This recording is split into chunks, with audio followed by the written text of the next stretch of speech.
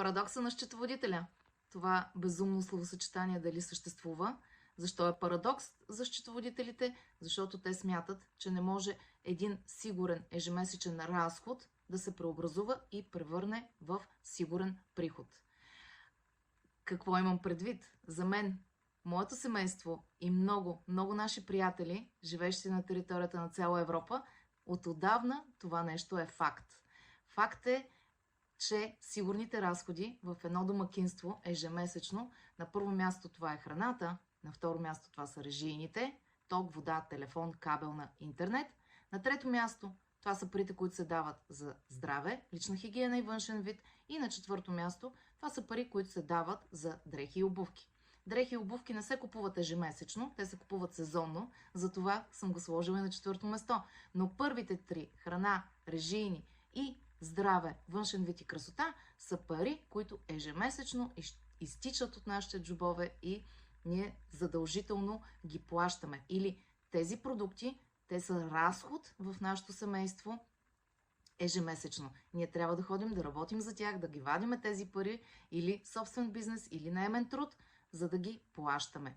Или как можем един такъв сигурен разход, чрез инвестиция, да го преобразуваме в сигурен приход? Може. Може, това ние го правиме, като в началото, разбира се, първото, което постигнахме, е да занулим това перо като разход, или компанията, с която си партнираме, да плаща толкова пари, колкото ни струват тези продукти на месец, а в последствие и да започнем да го преобразуваме в сигурен приход.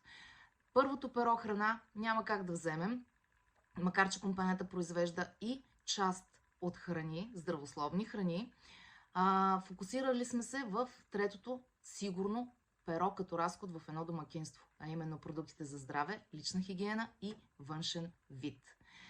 Ако и вие желаете да занулите този разход на ежемесечно, да не плащате за тези продукти пари, а защо не да вадите допълнително 500, 2000, 4000 и повече, независимо къде живеете, България, Англия, Холандия, Белгия, Германия, Австрия, като цяла Европа и част извън Европа, коментирате моето видео с как и аз ще се свържа с вас.